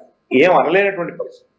పైపెచ్చు జోలానీని కలవడం డొనాల్డ్ ట్రంప్, సిరియాతో ఒప్పందం చేసుకోవడం, సిరియా, టర్కీ, అమెరికా అక్కడ ఆయిల్ పైప్ లైన్, ఆయిల్ కి సంబంధించి ఎక్స్ప్లోరేషన్ ఇవన్నీ కూడా ఒప్పందాలు చేసుకోవడం. కంప్లీట్ గా ఇజ్రాయెల్ వ్యతిరేకంగా ఉన్నటువంటి శక్తి జోలానీ, సిరియా, అటువంటి ఇజ్రాయిలీ శత్రువుని మరి అతని మీద ఉన్నటువంటి టెర్రరిస్ట్ ట్యాగ్ కూడా తీసేసి అతను చాలా గొప్పవాడు అని చెప్పి అభివర్ణించడం, ఇవన్నీ కూడా బెంజమిన్ నెతన్యాహు ఇజ్రాయెల్ జీర్ణించుకోలేదు. ఒక విధమైనటువంటి వెన్నుపోటు కింద వాళ్ళు బైడెన్ అడ్మినిస్ట్రేషన్ ఎలాగో వాళ్ళు జిహాదీలను సపోర్ట్ చేస్తూ హమాస్ని సపోర్ట్ చేసిన విషయం అందరికీ తెలిసిందే. డొనాల్డ్ ట్రంప్ వస్తే కనుక ఈయన జాతీయవాది కాబట్టి ఇజ్రాయెల్ కి పెద్ద సమర్థన వస్తుంది అని అనుకున్నాడు. కానీ అన్ఫార్చునేట్ ఇతను డీల్స్ వీటిలో పైసలు సంపాదించను, దీంట్లోనే డొనాల్డ్ ట్రంప్ చాలా బిజీగా ఉన్నాడు అర్థమైపోయింది. అదే పరిస్థితి మనకు కూడా చూసాం. భారత పాకిస్తాన్ విషయంలో కూడా 24 గంటల ముందర మాకేం సంబంధం లేదు, వాడు కొట్టుకుంటే మాకేమీ లేదు అని ఇచ్చిన స్టేట్మెంట్స్ 24 గంటల్లో వాడు క్రిప్టో కరెన్సీలో ఇన్వెస్ట్ చేయగానే కంప్లీట్ గా వాళ్ళని సమర్థిస్తూ వాళ్ళని సపోర్ట్ చేస్తూ great country, they produce great products అంటూ ఇవన్నీ చెప్పడము. సడన్ గా వాళ్ళ క్రిప్టో కరెన్సీలో ఇన్వెస్ట్మెంట్స్ అన్ని కూడా మన అనౌన్స్ అయినాయి, పెద్ద ఇన్వెస్ట్మెంట్స్ అన్ని కూడా అమెరికా చేస్తుందని. డొనాల్డ్ ట్రంప్ కొడుకులు వీళ్ళందరూ కూడా దాంట్లో పార్టిసిపేట్ చేయడం ఇవన్నీ చూసాము. కాబట్టి డొనాల్డ్ ట్రంప్ మిత్రులకు శత్రువుల కంటే ఎక్కువ తలనొప్పిగా తయారు. బెంజమిన్ నెతన్యాహు పరిస్థితి కూడా అదే. బెంజమిన్ నెతన్యాహు ఇప్పుడు నిర్ణయం తీసుకోవాలి. డొనాల్డ్ ట్రంప్ ని విస్మరించి వెళ్లి ఇరాన్ కొట్టి రావాలా? ఎందుకంటే ఆపర్చునిటీస్ చాలా తక్కువ వస్తాయి. గతసారి ఇరాన్ మనకు ఇజ్రాయెల్ మీద మిసైల్స్, తర్వాత మనకు డ్రోన్స్ దాడి చేసినప్పుడు దాని కౌంటర్ అటాక్ కింద ఇజ్రాయెల్ ఏం చేసిందంటే వాళ్ళ ఎయిర్ డిఫెన్సెస్ అన్ని కొట్టేసుకున్నాయి. మొత్తం వాళ్ళ రెడార్స్ కావచ్చు లేదా ఇతరత్ర వాళ్ళకు ఎయిర్ డిఫెన్స్ సిస్టమ్స్ ఏమున్నాయో అవన్నీ బ్రేక్ చేశారు. అవి మళ్ళీ రీఎస్టాబ్లిష్ చేయడానికి సమయం పడుతుంది. కాబట్టి ఇదే అదునైన సమయం ఇజ్రాయెల్కి. వాళ్ళు వెళ్ళినప్పుడు ఈజీగా సునాయాసంగా వెళ్ళి వాళ్ళని కొట్టి రావచ్చు. అలాగే మధ్యలో మన హిజ్బుల్లా వీళ్ళ ఫ్లైట్స్ టేక్ ఆఫ్ అయినప్పుడు హిజ్బుల్లా వీళ్ళ మీద దాడి చేయొచ్చు. హిజ్బుల్లా యొక్క కెపాసిటీని చాలా తగ్గించింది ఇజ్రాయెల్. మళ్ళీ వాళ్ళు పుంజుకునే లోపు వెళ్ళి కొట్టిరు. అలాగే మనకు జులానీ రాకముందరే మనకు తెలుసు బషారుల్ అసాద్ పడిపోగానే దాని తర్వాత 2 రోజుల్లో ఇజ్రాయెల్ పెద్ద ఎత్తున సిరియా మీద దాడి చేసి వాళ్ళ నేవీ, ఎయిర్ ఫోర్స్ ఇవన్నీ కూడా కంప్లీట్ గా ధ్వంసం చేసి వాళ్ళ రెడార్స్, మిసైల్స్ అన్ని ధ్వంసం చేసి. కాబట్టి ఇప్పుడు కనుక వీళ్ళు టేక్ ఆఫ్ అయ్యి ఇరాన్ లో వెళ్ళి కొట్టి వస్తే మనకు హెజ్బుల్లా నుంచి కానీ సిరియా నుంచి కానీ ఇరాక్ ఆఫ్ కోర్స్ ఏమీ లేదు, వీళ్ళెవరు కూడాను ఇజ్రాయలీ ఎయిర్ క్రాఫ్ట్స్ ని ఛాలెంజ్ చేయలేరు. కాబట్టి ఇంతకంటే మంచి అవకాశం మళ్ళీ ఫ్యూచర్ రాకపోవచ్చు. ఈ వీళ్ళందరూ కూడా మళ్ళీ రెడార్స్ పెట్టుకొని మిసైల్స్ పెట్టుకొని ఇజ్రాయెల్ కౌంటర్ చేసే శక్తి పెంచుకోవచ్చు. కాబట్టి ఇదే సమయంలో కొట్టాలి అని చెప్పేసి ఇజ్రాయెల్ ప్రయత్నం చేస్తోంది. దాన్ని నీరుగారుస్తున్నాడు డొనాల్డ్. అందుకని ఈ ఫ్రస్ట్రేషన్ మనం చూస్తున్నాం అక్కడ. దీన్ని ఎలా ముందుకు తీసుకెళ్ళాలి అని ప్లాన్ చేస్తున్నారు. బహుశా దానికి ఒక టైం ఫ్రేమ్ ఏదో అమెరికాకి ఇస్తారని నేను అనుకుంటున్నాను. అంతలోపల అమెరికా డీల్ చేయకపోతే బెంజమిన్ నెతన్యాహు తప్పకుండా యూనిలాటరల్ గా వెళ్ళి కొట్టడానికి సిద్ధపడుతున్నాడు. ఆయన let's watch the space. Okay right sir. ఇక ఒకసారి మళ్ళీ యుక్రెయిన్ రష్యాకి సంబంధించినటువంటి వార్తలు చూద్దాం. సో బేసికల్లీ యుక్రెయిన్ రష్యా మధ్య శాంతి స్థాపన కోసం ప్రయత్నం చేస్తున్నాను అని చెప్పి ట్రంప్ ఏదో ప్రతినబూనారు. ఆల్మోస్ట్ జెలెన్స్కీని ఆయన క్లాస్ బీకి పంపించారు. అవన్నీ మనం చాలాసార్లు డిస్కస్ చేశాం గ్లోబల్ రౌండప్ లో.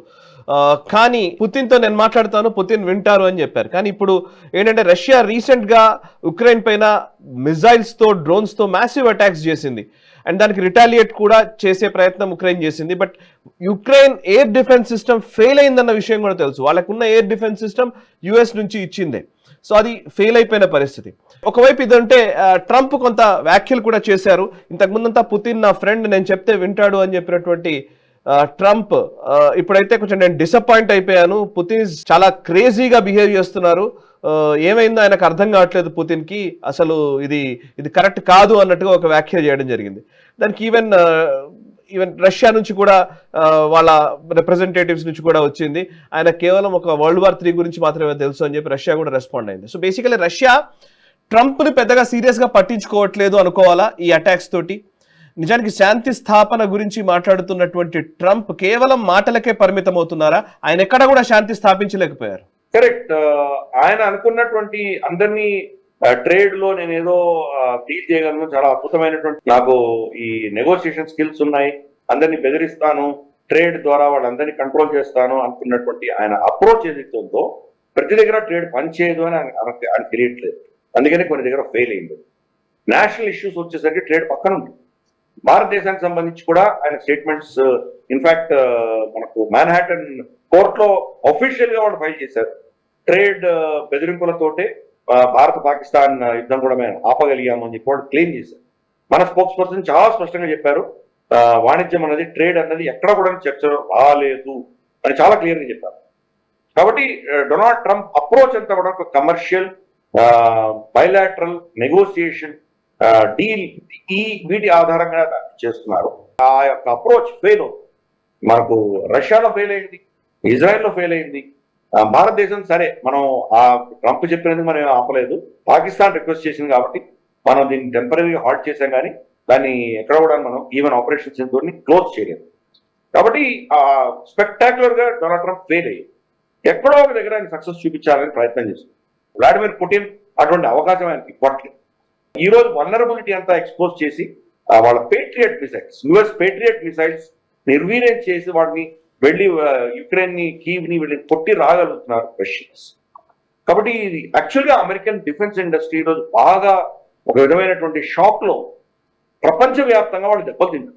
హౌతీల మీద దాడి చేసేటువంటి ఆర్డర్ ఇష్యూ చేశారు డొనాల్డ్ ట్రంప్. ఇష్యూ చేస్తే వాళ్ళు వీళ్ళ ఎయిర్ క్రాఫ్ట్ క్యారియర్ మీద డైరెక్ట్ గా దాడి చేస్తారు.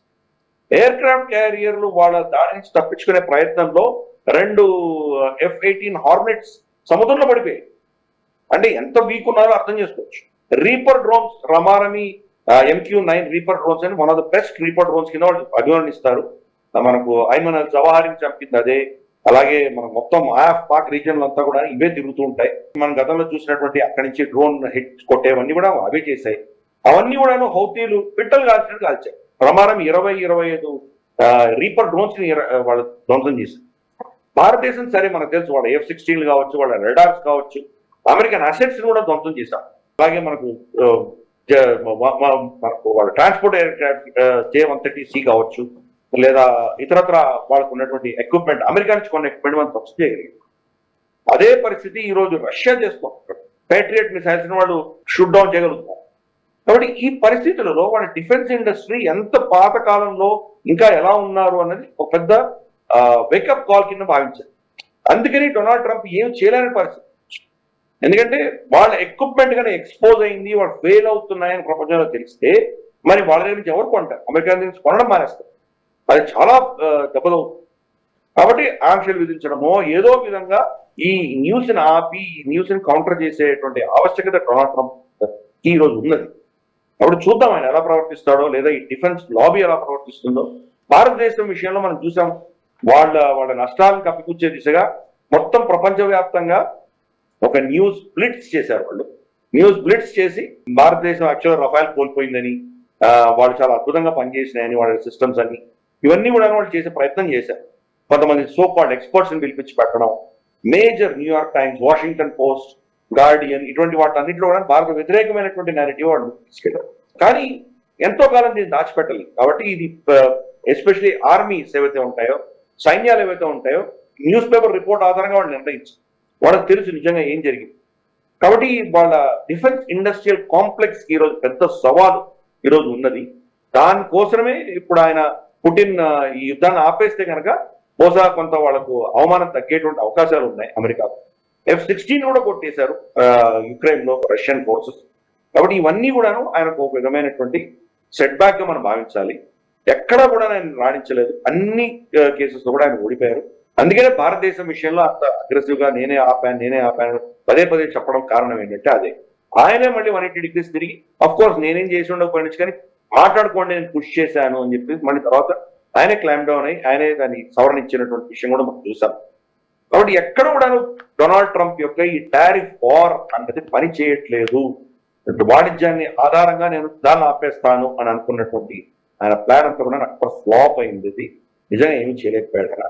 చూద్దాం మరి రాబోయే రోజుల్లో ఏమైనా మరి వాళ్ళ పెంటగన్ వాళ్ళ డీప్ స్టేట్ మళ్ళీ ఆయన మీద ప్రెషర్ తీసుకొచ్చి కోర్సును కరెక్ట్ చేస్తుందా, లేకపోతే ఇదే పంథాలో ఆయన వెళ్తారా చూద్దాం. Yes sir. ఇక ఇంకోవైపు డోజ్ మనం చాలా సార్లు డిస్కస్ చేసాం గ్లోబల్ రౌండప్ లో. డిపార్ట్మెంట్ ఆఫ్ గవర్నమెంట్ ఎఫిషియన్సీ పేరిట ఒక డోజ్ అనే ఒక డిపార్ట్మెంట్ తీసుకురావడము అండ్ ముఖ్యంగా వేస్ట్ స్పెండింగ్ అంతా కూడా తగ్గించాలని, వేస్ట్ ఎక్స్పెండిచర్ తీసేయాలనే ఉద్దేశంతో తీసుకొచ్చింది. ఎలాన్ మస్క్ దాన్ని హెడ్ చేస్తూ వచ్చారు. గతంలో డోజ్ లో ఈవెన్ వివేక్ రామస్వామి ఉండేది, వివేక్ రామస్వామి బయటకు వెళ్ళిపోయారు, వేరే కారణాల వల్ల వెళ్ళిపోయారు అని చెప్పేసి అనుకున్నాము, అదంతా జరిగింది. బట్ ఇప్పుడు ఎలాన్ మస్క్ కూడా మా టైం అయిపోయింది, నేను కూడా డోజ్ నుంచి బయటకు వచ్చేసాను అని ట్వీట్ చేయడం జరిగింది. అంటే ఇది కేవలం ఆయన టర్మ్ అయిపోయింది కాబట్టి బయటకు వెళ్ళారా, లేకపోతే నిజంగా ఏదైనా పొరపచ్చాలు వచ్చాయా ఇద్దరి మధ్య అనే ఒక చర్చ కూడా నడుస్తోంది. కొన్ని మీడియా అవుట్లెట్స్లో కూడా వాళ్ళిద్దరి మధ్య ఏదో విభేదాలు ఉన్నాయి కానీ బయటకు చెప్పట్లేదు, ఇద్దరు విభేదించుకునే బయటకు వెళ్ళిపోయాడు ఆయన ఎలాన్ మస్క్ అని ఒక మాట కూడా వస్తోంది. సో ఒకసారి దీనికి సంబంధించిన డీటెయిల్స్ ఏంటి సార్? అంటే దీనిలో 2-3 అంశాలు ఉన్నాయి. ఒకటి, ఎలాన్ మస్క్ ఈ డాజ్ లో పనిచేస్తుండగా అతని కోర్ ఇండస్ట్రీ మనకు టెస్లా కావచ్చు ఇవన్నీ కూడాను బాగా దెబ్బతిన్నాయి. షేర్ మార్కెట్స్ పడిపోయాయి, ట్విట్టర్ కూడా మనం చూసాము అవుటేజెస్ వచ్చాయి, వాళ్ళ ఇతరత్ర బిజినెస్ ఆయన ఏవవుతున్నాయి అవన్నీ కూడాను ఒక విధమైనటువంటి దెబ్బలు తగిలాయి. కాబట్టి ఒకటి, ఆయన ఫోకస్ బిజినెస్ మీద పెట్టాల్సిన ఆవశ్యకత అనుకోవచ్చు, అది ఫస్ట్. రెండవది, డాజ్ ముందు నుంచి కూడాను 130 రోజులు పనిచేసి తర్వాత చూద్దాం నేను ఎక్స్టెండ్ చేయాలా లేదా దాన్ని చూద్దామని చెప్పి అనుకున్నాను. 130 రోజుల పీరియడ్ అయిపోయిన తర్వాత ఎలాన్ మస్క్ ఏమనిపించిందంటే అతను చేస్తున్న పనికి నిజంగా రిజల్ట్స్ రావట్లేదు, ప్రభుత్వంలో ఎంతో కాలంగా ఉన్నటువంటి సిస్టమ్ ఎస్టాబ్లిష్మెంట్ ఏదైతే ఉందో, డెమోక్రాట్స్ కావచ్చు రిపబ్లికన్స్ కావచ్చు, billions of dollars trillions of dollars ఏవైతే ఖర్చులు పెడుతున్నారో దాన్ని తగ్గించడానికి వీళ్ళు సిద్ధంగా లేరు అని అర్థమైంది.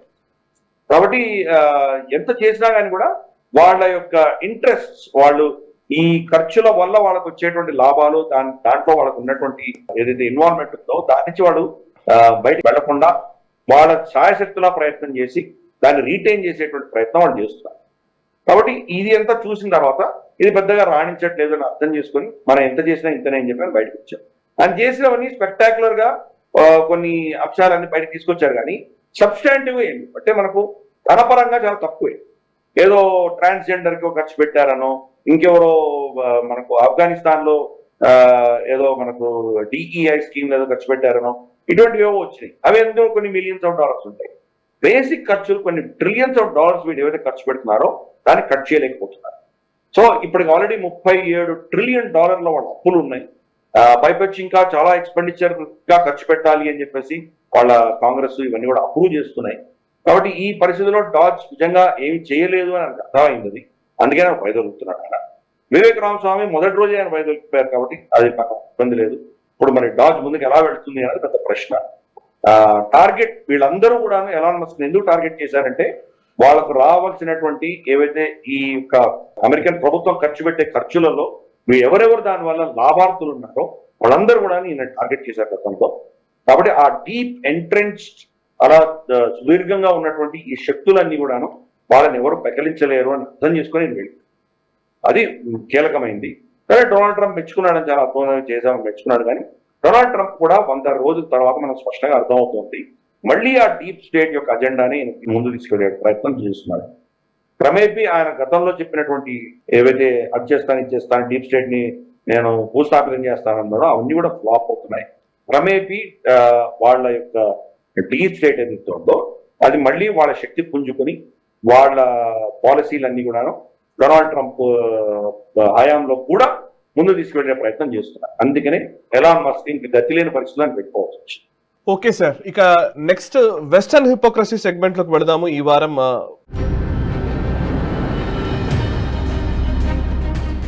పాశ్చాత్య దేశాల ద్వంద్వ ప్రమాణాలకు సంబంధించినటువంటి సెగ్మెంట్ ఇది. ఇందులో USCIRF మనం చాలాసార్లు వింటూ ఉంటాం. US commission on international religious freedom పేరిట వాళ్ళు రిపోర్ట్లు రిలీజ్ చేస్తూ ఉంటారు. మైనారిటీల మీద దాడులు జరుగుతున్నాయని, అవని ఇవని కొన్ని మతాల్ని మాత్రం టార్గెట్ చేసుకుని మరీ చేస్తున్నారు. అందులోనూ స్పెషల్లీ హిందూ ధర్మానికి సంబంధించి మాత్రం విపరీతంగా టార్గెట్ చేస్తూ ఉంటుంది ఈ USCIRF. సో దాన్ని చైర్పర్సన్ అయినటువంటి స్టీఫెన్ స్నెక్ తను బంగ్లాదేశ్లో పర్యటించారు. బంగ్లాదేశ్లో మొహమ్మద్ యూనస్ని కలిశారు.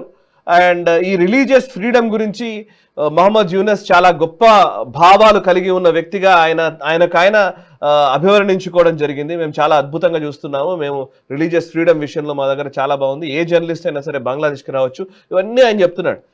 సో నిజానికి బంగ్లాదేశ్లో మానవ హక్కుల హననం జరుగుతోంది. అందులోనూ మతాన్ని బేస్ చేసుకొని హిందువులపైన అదే పనిగా టార్గెట్ జరిగాయి, చాలా మందిని చంపేశారు. బట్ అక్కడ కూర్చొని ఈ USCIRF చైర్పర్సన్ ఏం మాట్లాడినట్టు, అండ్ మన భారతదేశం విషయంలో మాత్రం విపరీతంగా భాషలు ఇచ్చే వాళ్ళకి బంగ్లాదేశ్లో మైనారిటీలపై జరుగుతున్న దాడుల గురించి తెలీదా? యాక్చువల్ గా మనం చూస్తే కనుక అక్కడ హిందువుల పట్ల జరుగుతున్న అత్యాచారాన్ని దాన్ని కవర్ చేసే దిశగా వాళ్ళ పోలీస్ కావచ్చు, వాళ్ళ యంత్రాంగం కావచ్చు చాలా కృషి చేసింది. CCTVలు అన్ని కూడా క్లోజ్ చేసేసారు, కట్ చేసేసారు. గతంలో వచ్చిన వీడియోస్ అన్ని కూడా మన ముందరే ఉన్నాయి.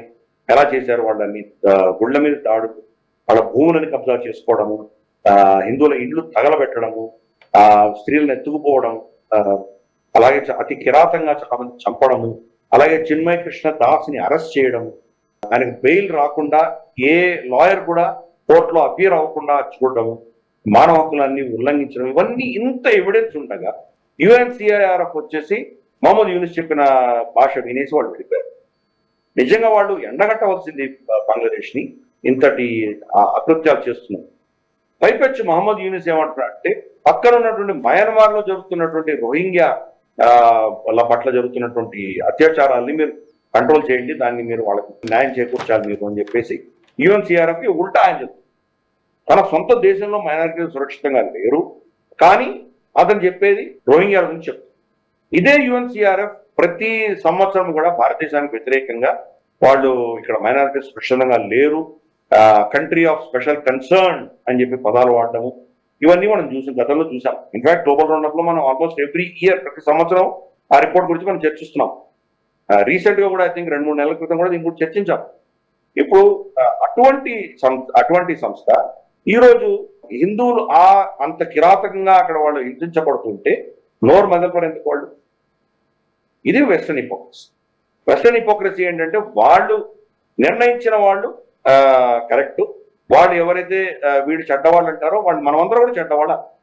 కాబట్టి నిర్ణయం మంచా చెడా అనేది వాళ్ళు నిర్ణయిస్తారు, వాళ్ళు నిర్ణయించింది మనం వత్తాసు పలకాలి. ఇది వెస్టర్న్ హిపోక్రసీ. కాబట్టి అదే కొలబద్ద సేమ్ స్టాండర్డ్స్ అన్నిటికీ వర్తించు. హిందువుల విషయాలకు వచ్చేసరికి ఆ కొలబద్దలు ఏవి పంచాయి. అదే మైనారిటీ క్రిస్టియన్స్ కి సంబంధించిన విషయాలు అయితే కనుక తప్పకుండా వాళ్ళని రూల్స్ మాట్లాడతారు, చాలా మానవ హక్కులు మాట్లాడతారు, వాక్ స్వతంత్రం మాట్లాడతారు, ఇవన్నీ మాట్లాడతారు. హిందువులు వచ్చేసరికి ఇవేమి వర్తించాయి. మరి చిన్మయ కృష్ణదాస్ గురించి UNCIRF ఎందుకు ఒక్క మాట కూడా మాట్లాడలేదు? కాబట్టి ఇవన్నీ కూడాను ఒక హిపోక్రసీ. కాబట్టి తప్ప ఇంకేమీ లేదు. అమెరికన్ ప్రభుత్వం ఇటువంటి సంస్థలను ఆడుకుంటుంది. కొన్ని దేశాల్లో లివరేజ్ పెట్టుకోవడానికి, వాళ్ళని అవమానించి వాళ్ళ అధీనంలో పెట్టుకోవడానికి ఇటువంటి రిపోర్ట్స్ అనేవి వాడుకుంటారు. కాబట్టి ఈరోజు బంగ్లాదేశ్ పర్యటన వాళ్ళు వెళ్ళింది, కంప్లీట్ గా ఎక్స్పోజ్ అయిపోయింది. అమెరికన్ అజెండా అంతా ఎక్స్పోజ్ అయింది అక్కడ. నిజంగా వీళ్ళు రిలీజియస్ ఫ్రీడమ్ గురించి వీళ్ళు ఏమైనా పనిచేస్తున్నారంటే కానే కాదు. వీళ్ళు ఒక క్రిస్టియన్ ఫ్రీడమ్ గురించే వాళ్ళు పోరాటం చేస్తున్నారు. క్రిస్టియన్స్ కూడా బంగ్లాదేశ్ లో సేఫ్గా ఉన్నారు లేదా అన్నట్టే వాళ్ళు చూశారు. వాళ్ళు ఇనిషియల్ గా కొన్ని గొడవలు జరిగినాయి. తర్వాత మొహమ్మద్ యూనిస్ బహుశా క్రిస్టియన్స్ మీద దాడులు చేయకండి అని చెప్పారు. కాబట్టి క్రిస్టియన్స్ మీద ఎక్కువ దాడులు జరగట్లేదు, జరుగుతున్నంత హిందువుల మీద జరుగుతున్నాయి. కాబట్టి absolute Hippocrates of first rate UNCIRF. Christians కి ఒక న్యాయం, నాన్ క్రిస్టియన్స్ కి ఎస్పెషల్లీ అబ్రహాం మతాలు కానటువంటి జ్యూస్ కానీ లేదా మన హిందువులు కానీ వీళ్ళ మీద వేరే న్యాయం. అంతకంటే హిపోక్రసీ మనం ఏం చూస్తామో. ఓకే, ఇక next collapse of the western society segment లోకి వెళదాం సార్. పాశ్చాత్య సమాజాలు ఎలా కుప్పకూలిపోతున్నాయి అనే అంశానికి సంబంధించి చూస్తే ఈ వారం మనకు పోయిన వారం కూడా ఎన్హెచ్ఎస్ గురించే మాట్లాడాం. నేషనల్ హెల్త్ సిస్టమ్ ఏదైతే ఇంగ్లాండ్ కి సంబంధించి ఉందో ఎన్హెచ్ఎస్ ఇప్పుడు ఒక కొత్త అంశాన్ని కూడా తీసుకొచ్చింది. నిజానికి 7 ఏళ్ల పైబడ్డ వాళ్ళు జెండర్ చేంజ్ చేసుకోవడానికి కావాల్సిన ఆపరేషన్లకు అర్హులు అనే ఒక పాయింట్ ఉండేది. ఇప్పుడు దాన్ని తొలగిస్తూ నర్సరీలో ఉన్న పిల్లలు కూడా జెండర్ చేంజ్ చేసుకునే విధంగా ఒక వెసులుబాటును కల్పిస్తూ నిర్ణయం తీసుకోవడం జరిగింది. నిజానికి టాడ్లర్స్ జెండర్ చేంజ్ చేసుకోవడాన్ని ఎట్లా అర్థం చేసుకోవాలి, ఏంటిది ఒకసారి డీటెయిల్స్ చెప్తారా? నిజంగా చాలా అతి దారుణమైనటువంటి న్యూస్ ఇది. ఎన్హెచ్ఎస్ అంటే నేషనల్ హెల్త్ సర్వీసెస్, మనకు యూకేలో ఉంటుంది, బ్రిటన్ లో ఉంటుంది. ఇది వీళ్ళు జెండర్ సంబంధించిన ఇష్యూస్ అన్నింటిలో కూడాను ఈ ఎల్జిబిటిక్యూ ట్రాన్స్జెండర్ వాళ్ళ లాబీ ఏదైతే ఉందో దానికి వీళ్ళు ఒత్తాసు పలికేటువంటి వ్యక్తులు. కియర్ స్టార్మర్ అతను సోకాల్డ్ మనకేమన్నంటే లెఫ్టిస్ట్ లిబరల్ పార్టీ నుంచి వచ్చిన వ్యక్తి కాబట్టి, లేబర్ పార్టీ నుంచి వచ్చాడు కాబట్టి ఈ అజెండాని ముందుకు తీసుకెళ్లే ప్రయత్నం తను కూడా చేస్తుంది. గతంలో ఏంటంటే 7 సంవత్సరాల కంటే తక్కువ ఉన్న వాళ్ళని ఈ అంశాల్లో వాళ్ళని ఇన్వాల్వ్ చేయకూడదు, వాళ్ళకి చాలా చిన్న పిల్లలు, వాళ్ళకి జెండర్ అంటే ఏంటో తెలియదు అని చెప్పేసి ఎన్హెచ్ఎస్ యొక్క గైడ్ లైన్స్ ఉంటాయి. ఇప్పుడు ఆ గైడ్ లైన్స్ ఆ 7 సంవత్సరాలు తీసేసి అంతకంటే చిన్న వయసులో ఉన్న వాళ్ళు కూడా వాళ్ళకు కూడా వాళ్ళ జెండర్ మీద వేరే అభిప్రాయాలు ఉండవచ్చు, దాన్ని గౌరవించడం మొదలు పెట్టాలి అంటూ వాళ్ళు ఈరోజు పాలసీలు చేయించారు. అండ్ ఇమ్మీడియట్ గా అందరినీ వాళ్ళు ప్యూబర్టీ బ్లాకర్స్ లాంటివో లేదా మేజర్ సర్జరీలుగా పక్కచెట్టలేదు, కానీ ముందర కౌన్సిలింగ్ అంటారు. కౌన్సిలింగ్ లో పేరెంట్స్ ని కౌన్సిలింగ్ చేస్తారు. మీ అబ్బాయి అమ్మాయిగా జీవించాలనుకుంటున్నాడు కాబట్టి అతన్ని మీరు తిట్టకండి, మీరు కొట్టకండి, అతని భావజాలం ఏదుందో దాన్ని గౌరవించడం నేర్చుకోండి అని చెప్పి కౌన్సిలింగ్ ఇస్తారు. అది కనుక ఆలోచన కనుక ఆ వ్యక్తిలో, ఆ చిన్నపిల్లవాళ్ళు ఇంకా ప్రబలంగా ఉంటే కనుక నెక్స్ట్ లెవెల్ అతని సర్జికల్ గా ఏం చేయొచ్చు అనేది దాన్ని కూడా పంపించడానికి సిద్ధపడదు. చిన్న పిల్లలని ఇటువంటి కిరాతకమైనటువంటి మీకున్నటువంటి భావజాలము, మీకున్నటువంటి ఈ టెక్నాలజీని వాడుకుని వాళ్ళ జీవితాలు సర్వనాశనం చేసేటువంటి ఈ యొక్క రూల్స్ పాలసీస్ అని మరి ఆ సమాజాన్ని ఏం చేస్తారు? తల్లిదండ్రులకు తెలియకుండానే పిల్లలు వాళ్ళ చేసి జారిపోయేటువంటి పరిస్థితి చూశారు. ఎలాన్ మస్క్ స్వయం అన్నాడు, నా సంతానమే నా చేయి జారిపోయింది అని ఆయన చెప్పుకున్నాడు. అటువంటి బ్రిటన్ లో ఈరోజు ఎన్హెచ్ఎస్ ఫ్రీ సర్వీస్ ఇవ్వాల్సినటువంటి వాళ్ళ ప్రభుత్వం పెద్ద మేజర్ ఇనిషియేటివ్ ఉందంటే ఎన్హెచ్ఎస్. అది ఈరోజు టాడ్లర్స్ ని కూడా వాళ్ళ జెండర్ సర్జరీలకి వాళ్ళు అర్హులే అని చెప్తా ఉన్నట్టే. కానీ ఎంత కిరాతకం మీరు అర్థం చేసుకోవచ్చు. వాళ్ళు కొన్ని 4-5 సంవత్సరాలు 10 సంవత్సరాల తర్వాత నేను పురుషుడిని, అప్పుడు ఏదో నాకు అలా అనిపించింది, అమ్మాయి నా పక్కన కూర్చొని అమ్మాయి బాగుందని, నేను కూడా అమ్మాయిలా ఉంటే బాగుంటుందని అనిపించింది, కానీ నాలో ఇంకా పురుషత్వం ఉంది, నాకు పురుషుడుగానే ఉండాలి.